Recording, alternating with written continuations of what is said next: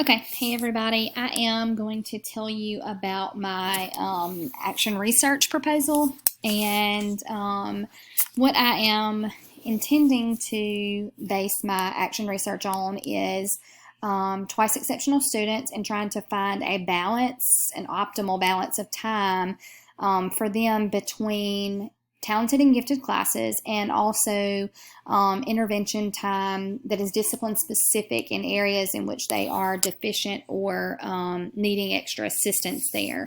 So if you don't know already, twice exceptional students are students who are intellectually gifted, and they also have deficiencies or could be special education. They could be English language learners, anything like that would cause them to have a difference in the intellectually gifted and their regular general education.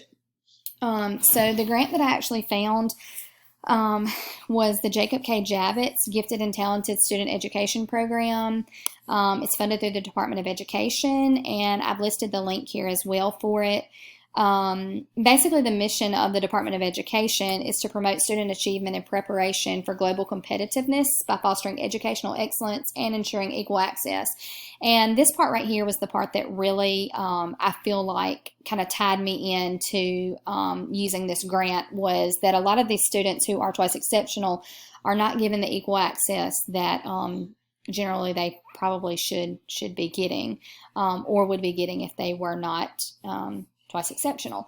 And so I also like that the purpose of the grant is to carry out a program that's evidence-based research, demonstration projects, innovative strategies, and similar activities designed to build and enhance the ability of elementary schools, secondary schools to identify gifted and talented students while also meeting their special education needs. And for my own student that I am actually using for this, he's not in the special education program, but he is exhibiting a lot of deficiencies in certain areas of math, and we know that he needs to be getting those tier 2, tier 3 interventions. And so that was one of the main reasons that I actually decided to do this as my action research project.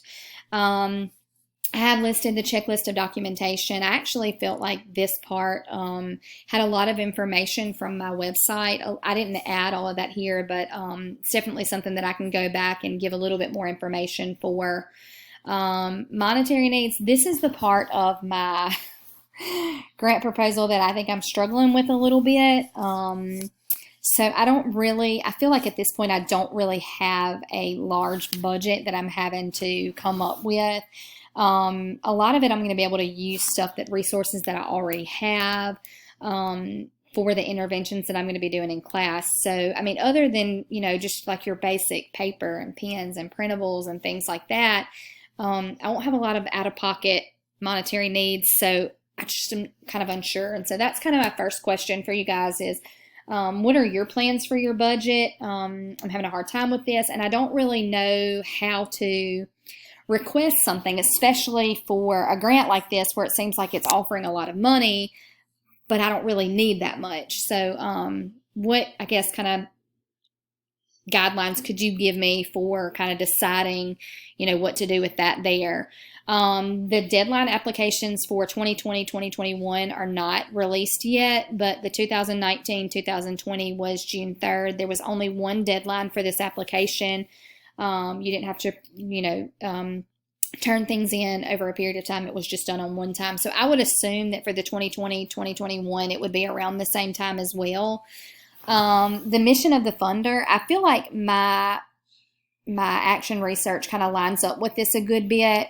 I don't feel like I really had a lot of questions as far as this area was done, but I did feel like the justification, I think, kind of went along the same way as well. Affected population, we've already covered this. I'm going to be using students in the 3rd grade class enrolled at Clarkdale Elementary School within Lauderdale County School District. These students are currently enrolled in talented and gifted classes, but are displaying areas of deficiency in certain areas. So I think something I can ask you guys with this is, what are your what kind of, if you were dealing with students like this and they are being pulled out during your intervention time for talented and gifted classes, how do you propose that I could, find a good balance here? Or is it even possible to find a good balance for these students to make sure that they're getting what they need on that intellectually gifted side, but also on that side where they are struggling and need those interventions? In my proposal explanation, I really didn't go into a whole lot of detail here. Of course, I will go back and add a lot to this on my final draft, but basically my plan is to have 3 weeks, and on the first week have the students spend half of the allotted time in talented and gifted and half in one-on-one interventions with the teacher, which right now we go 4 days a week, so they would spend 2 days in interventions, 2 days in talented and gifted. I will say this is probably my least favorite plan there. I'm not really sure how that, I don't know how that would work out. The next would be for them to do 3 days of interventions, 1 day of talented and gifted, or vice versa, 1 day of interventions, 3 days of talented and gifted. And I just don't know how that would work with the talented and gifted teacher. So this is going to be kind of a process of trying to figure that out as well. I will say right now what I do in the classroom is I try to find time throughout the day where I give them that 25-minute one-on-one intervention.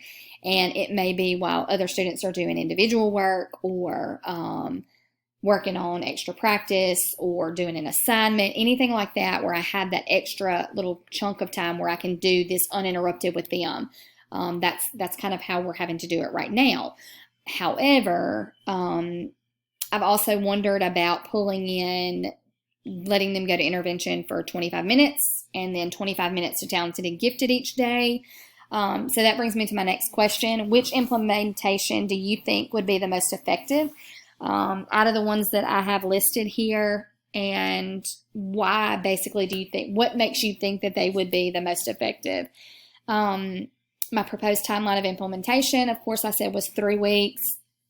We might be able to see after a couple of days of each one that it's just not working and there's no way that this is going to need, that we don't even need to continue with that and may be able to move on.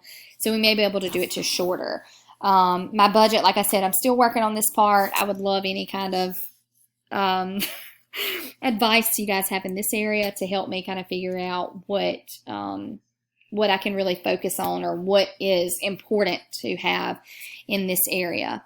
And I will include a link to my questions as well on the discussion board. So thanks for watching.